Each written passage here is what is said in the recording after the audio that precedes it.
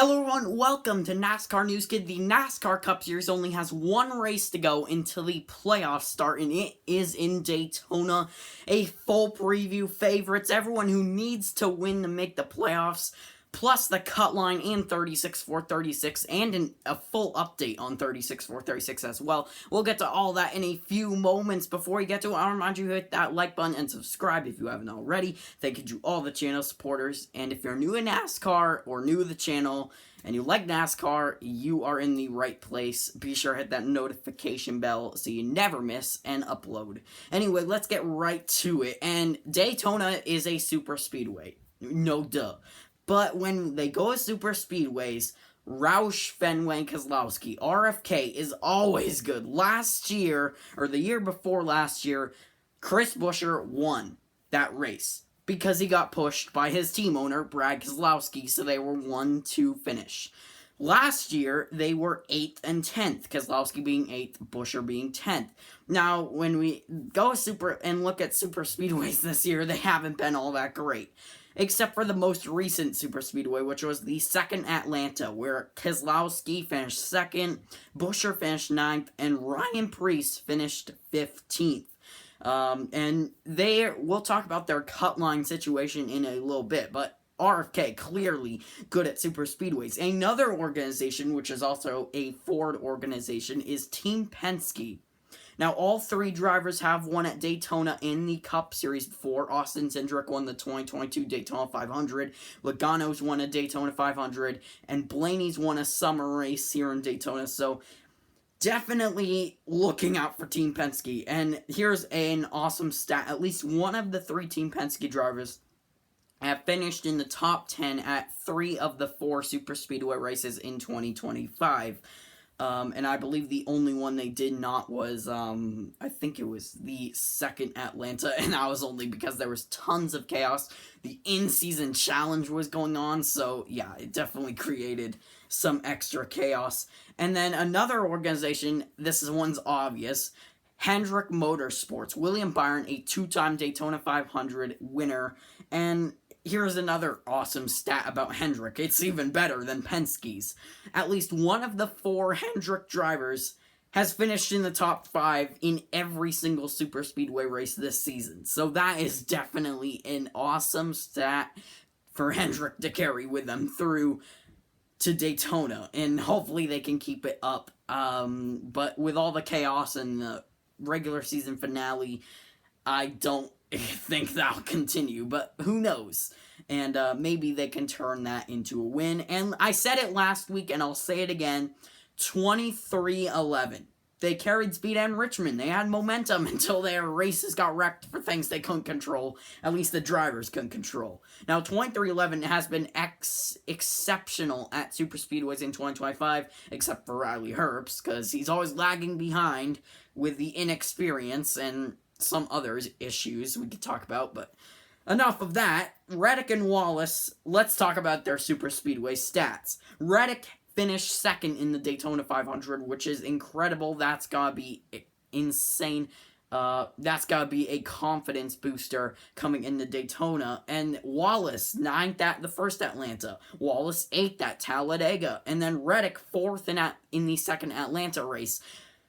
Yeah, these drivers, they are definitely not quiet on super speedways. At least one of these 23-11 drivers, mainly the 2 of them. So at least one of the 2 drivers have finished in the top 10 in the 2025 super speedway races, which is really cool because there are only 2 of them. And it's hard to get things done on super speedways and have that stat with only 2 drivers really competing for it.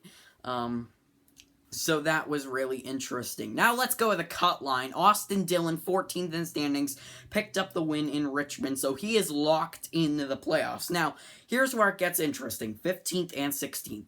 15th, Tyler Reddick, plus 89 to the cut. 16th is Alex Bowman, plus 60. He is 29 behind Tyler Reddick. Now, Bowman can pass Tyler Reddick and be 15th, so if there is a new winner, at this point, Bowman is getting shoved down, but if he passes Reddick and gains somehow 29 points on him or 30 points on him, he can make the playoffs even if there is a new winner. But Reddick, like I said, with those statistics, he has been good at the super speedways, even him this season, though really it seems people think that Wallace is the only good one on that organization at super speedways, but that is not true. Reddick is good. So Reddick, it's going to be hard to get above him in standings. So basically the look for these two drivers, Bowman and Reddick, is to just win, and they will be safe. And even if Reddick wins, Bowman's far back, and Reddick's leading the field with 5 to go. Bowman is a Reddick fan. He wants Reddick to win, and Bowman will still be in the playoffs as long as he doesn't crash or something,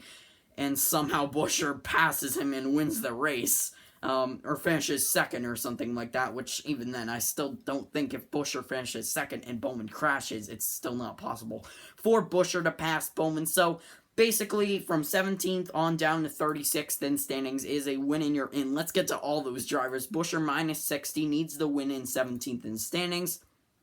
18th in standings for Ryan Preece, minus 94. Win and you're in. Once again, 19th Busch, minus 148. 20th for Ty Gibbs, minus 173. So yeah, like I said, all these are winning your ins for sure now, from here on down. Allmendinger 21st, 22nd for Keselowski, 23rd for Hocevar, 24th for McDowell, 25th for Eric Jones, 26th for Nemechek, 27th for Zane Smith, 28th for Ricky Stenhouse Jr., 29th for Suarez, 30th for Justin Haley, 31st for Gilliland, 32nd for Ty Dillon, 33rd for Gregson, 34th for Custer, 35th for Herbst, and 36th for Cody Ware. So basically, any of those drivers, if they win, which it's probably not likely unless there is chaos, which there always is, so that does make it likely they could win. But if they do win, winning you're into the playoffs, and that's how the system works. Many people do not like that, including me. So yeah, it really rewards the right champion. But other than that, yeah, that is basically the situation with the cut line, who will make the playoffs, who will not. And yeah. Now let's shift our, I guess, minds to the regular season champion. William Byron locked it in after Richmond after avoiding a crash. Well, he got a little bit of damage, but his teammate Chase Elliott, who is now minus 68, cannot win the regular season, including anyone below him, and he is second, so no one can win it. Byron has locked in the regular season championship. Even if he DNFs, no one can catch him. He is plus 68 to second. And the most points you can get in a race is 61 points. So, obviously, that's not possible. So, it's not over for playoff points from second on back. Chase Elliott, minus 68. Hamlin, minus 63. He's only 5 behind Chase Elliott. So, that could change. And every spot in the top 10 in point standings is more playoff points for the playoffs. So, it definitely matters. And fourth, Larson, minus 80. Fifth, Blaney, minus 83. And Bell, 6th, minus 91. So it's still a battle for more playoff points if you want to keep up on that. And last but not least, 36 for 36, me and my brother coming into Daytona. The standings, I am about 50 points back. I have 581 points, and my brother is 632. So yeah, I'm about 50 points back. And, yeah, it does not look good for me coming into the final 11 races. Now for our picks, I will be picking Cody Ware just because there's no other place better to pick him than Daytona. He finished, like, 4th here last year because of all the chaos. Maybe he can win, which probably isn't going to happen, but he can get me good points as long as he doesn't crash, which is also quite possible. So, yeah, just hope he doesn't crash his. And my brother will be picking John Hunter Nemechek, who also had a solid top 10 result here a year ago. But yeah, that's going to do it. Thank you all so much for watching. I hope you enjoyed this preview for the regular season finale in Daytona. And next time I see you, we'll be talking about who won and who made the playoffs. Well, that's going to do it. Thank you all so much for watching, and I'll see you next time.